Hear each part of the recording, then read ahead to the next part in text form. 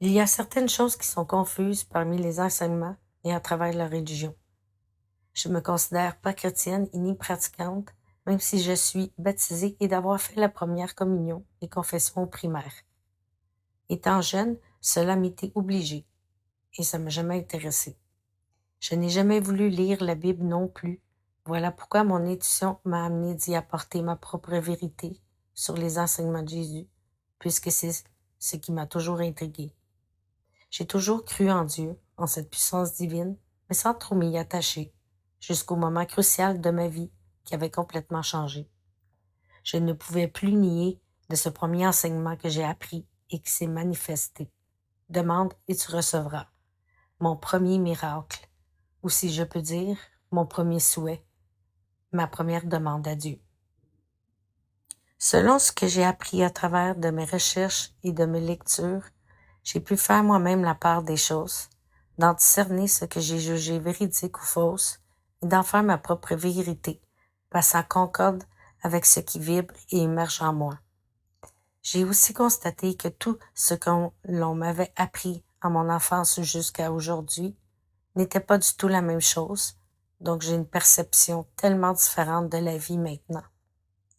Ce que je partage n'est que le début de mon apprentissage du chemin si vrai et merveilleux, qui n'est pas le chemin le plus facile et rapide, cependant, qui est inépuisable, irréversible, si grand et si puissant, que c'est la seule chose qui en découle d'une vérité à l'état pur. Ce cheminement spirituel n'est pas juste un éveil qui soulage notre conscience, que tout est facile et positif. Il faut même faire attention de ne pas croire tout ce que l'on lit et tout ce qu'on entend dire. Comme si bien disent que notre âme a une mission en venant s'incarner sur Terre pour contribuer à aider les gens pour le bien de l'humanité. Ce à quoi j'ai cru et cherché la mienne. Ayant fait, en ce qui me concerne, la meilleure formation de la vie est la PNL Nouvelle Génération, donc qui est devenue ma mission humanitaire. Je ferai des séances de libération émotionnelle pour aider les gens à guérir sans souffrance. C'est un fait scientifiquement prouvé. Donc pendant 3 ans, j'ai essayé d'éveiller les consciences en leur offrant certaines connaissances gratuitement, dans le but aussi d'offrir les séances de PNL.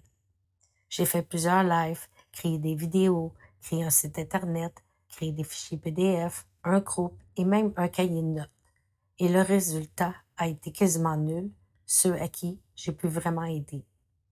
Ce que je veux en venir est que c'est complètement faux de croire que nous avons tous une mission humanitaire spéciale si nous entreprenons un cheminement spirituel. Ceci n'est pas un fait prouvé scientifiquement, mais plutôt une perception qui ne coule pas dans le béton. C'est dans le même sens que ceux qui nous gouvernent et nous mentent pour nous éloigner de notre véritable nature. Le vrai but de l'humanité, de chaque âme s'incarne pour expérimenter la vie humaine, est de surpasser tout ce qui enchaîne notre ego, ce qui entrave notre mental, pour que notre âme le purifie ou le met en lumière. Nous avons tous la même et la seule mission sur Terre, c'est d'évoluer. Notre bien-être doit être la seule priorité et de s'en occuper, car nous devons grâce à Dieu, et nous devons être un exemple à suivre. Donc, ça aidera automatiquement les gens et nous-mêmes pour le bien de l'humanité. Si vous croyez le contraire, je comprends tellement et je le respecte, alors je vous dis d'aller expérimenter le sujet. De toute façon, cela devait en être ici. Ce que je peux dire sur Dieu ou Jésus n'est que ma vision des choses que j'ai apprises. Je laisse ouvert mon esprit pour tout changement de point de vue ou que j'apprenne autre chose qui pourrait être différent de ce qui est écrit précédemment, ce qui peut m'arriver à temps et lieu. À partir de ce qui suit, je ne suis pas la seule qui détaillera ce texte en expliquant ce deuxième enseignement. Comme dit tout au début, je me suis connectée à eux, ce que l'on appelle l'écriture intuitive, pour obtenir les explications et les mots les plus justes possibles, tout en prenant en considération par mes connaissances et mes expériences vécues.